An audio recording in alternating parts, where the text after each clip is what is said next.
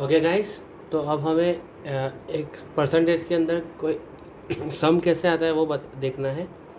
तो देखो, if the price of any commodity is increase by R%, then R% यानी कि सम X%, कोई भी 10% 20% बढ़ जाती है अगर उसकी वैल्यू, तो कितना हमें रिडक्शन करना पड़ेगा in consumption so that not to increase in expenditure.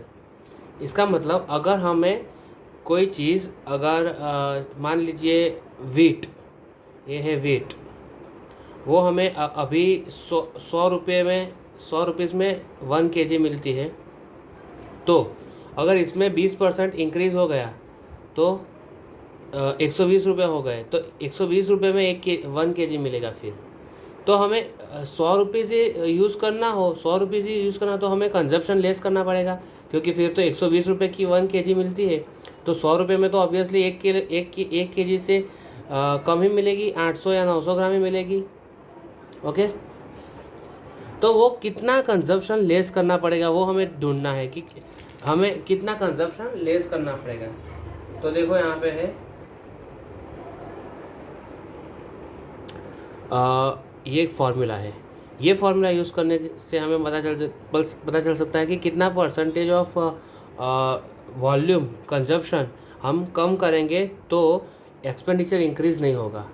मतलब हमें 100 रुपये में ही चलाना है तो हमें वो क्वांटिटी कम करनी पड़ेगी। तो R/100 + R/100। तो इसके अंदर देखो, अगर हम मान लेते हैं कि 100 रुपये की कोई चीज़ है, उसमें 20% इंक्रीज होता है, तो उसकी नई क्वांटिटी 120 हो जाती है। ओके, तो देखो R मतलब 20 और /100 + R/100 परसेंटेज। ओके, तो इसका सॉल्व करेंगे तो 16.167% हमें एक्सपेंडिचर को कम करना पड़ेगा। अगर 20%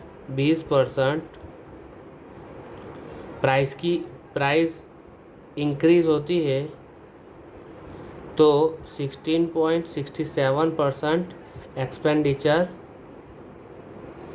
एक्सपेंडिचर कम करना पड़ेगा।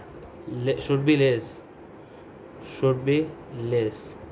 ओके, इसी तरह 25% इंक्रीज होगा प्राइस में तो कितना होगा, ये आप खुद होमवर्क में करेगा। ठीक है, थैंक यू।